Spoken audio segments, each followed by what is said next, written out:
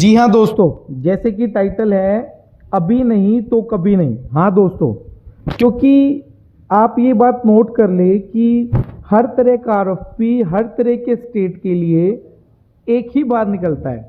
उसके बाद 1 साल या 2 साल के लिए एम्पेनलमेंट मिलता है और फिर पूरा साल टारगेट के लिए काम करना होता है। तो दोस्तों, अगर आप इस आरएफपी को नहीं भरेंगे तो कैसे टारगेट पाएंगे? इसीलिए हमने टाइटल दिया अभी नहीं तो कभी नहीं। और हो जाइए तैयार नए साल की, नए फाइनेंशियल ईयर की एक शानदार शुरुआत के लिए।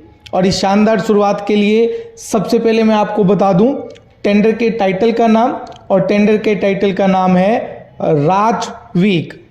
राज वीक यानी कि रोजगार आधारित जन कौशल विकास कार्यक्रम। ये स्कीम है राजस्थान सरकार की और ये सबसे महत्वपूर्ण स्कीम है। और इस स्कीम की आज कंप्लीट जानकारी हम आप लोगों को देंगे।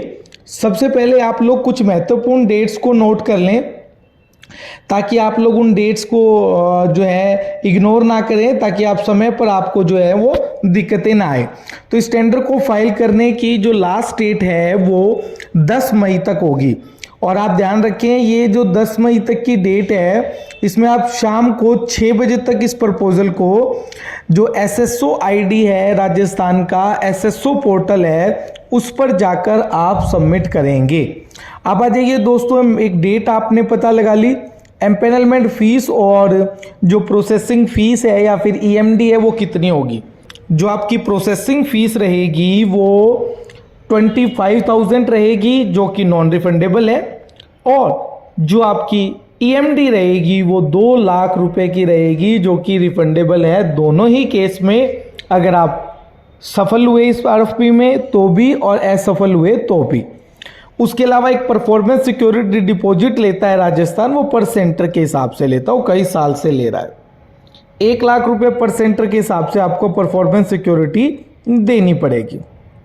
ठीक है दोस्तों, अब आ जाइए जो सबसे महत्वपूर्ण पॉइंट है एलिजिबिलिटी क्राइटेरिया। कुछ लोग पूछेंगे सर सब काम जो पिछले साल और कई सालों से स्किलिंग में कर रहे हैं क्या सारे टेंडर उनके लिए हैं? नहीं दोस्तों, अब आप सुनिए कि यहां पर आरएसएलडीसी दोनों को ही ऑप्शन दे रहा है। एजेंसी जो स्किल डेवलपमेंट फील्ड में काम कर रही है और एजेंसी जो स्किल डेवलपमेंट फील्ड में काम नहीं कर रही है।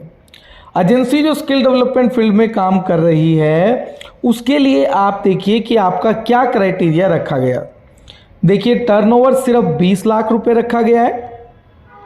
सेकेंड जो मेन एलिजिबिलिटी है, 3 स्किल डेवलपमेंट सेंटर होने चाहिए कहीं भी हो पूरे भारत के अंदर, चाहे स्किल इंडिया पोर्टल पर हो या ना हो। 3 सेंटर आपको दिखाने होंगे जो रनिंग है, जिन पे आपने काम किया है अनेक्चर 4 के अंदर डालकर। और तीसरा मेन और महत्वपूर्ण इंपॉर्टेंट पॉइंट, कोई बड़ा पॉइंट्स नहीं है, 500 कैंडिडेट आपको ट्रेन किए होने चाहिए मिनिमम, और उसमें से 400 प्लेस किए होने चाहिए। कुछ लोग पूछेंगे सर हमने जो है वो ट्रेन तो 2000 किए हैं, प्लेस 1000 किए हैं, तो 50% हुआ, इससे कोई दिक्कत नहीं।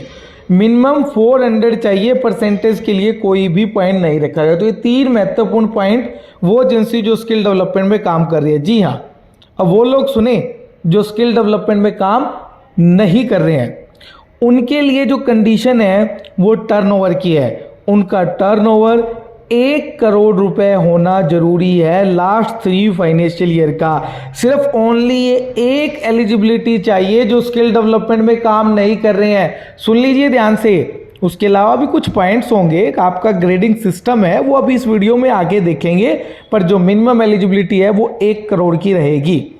उसके अलावा मैं बात करूं जेवी, यस जेवी और एसपीवी, ज्वाइंट वेंचर भी और स्पेशल पर्पस व्हीकल एसपीवी भी दोनों ही परमिटेड है। यानी कि जेवी भी इसके अंदर आप किसी के साथ जाना चाहें तो जा पाएंगे। ठीक है दोस्तों, अब आ जाइए, मैं ना आप लोगों को ये तो बेसिक एलिजिबिलिटी, अब बेसिक एलिजिबिलिटी से तो टेंडर मिलता नहीं है सर, तो अब आप आ जाइए कि आपके जो मार्किंग है वो मार्किंग क्या है। अब मार्किंग के लिए सबसे पहले जैसे 2 एलिजिबिलिटी हमने देखी है, तो पहली एलिजिबिलिटी है जो हमारी स्किलिंग बैकग्राउंड के लिए। स्किलिंग बैकग्राउंड वाले सुने, एवरेज टर्नओवर आपका 20 लाख है तो 5 नंबर मिलेंगे, और अगर 80 लाख से ज़्यादा है तो पूरे 25 नंबर मिलेंगे।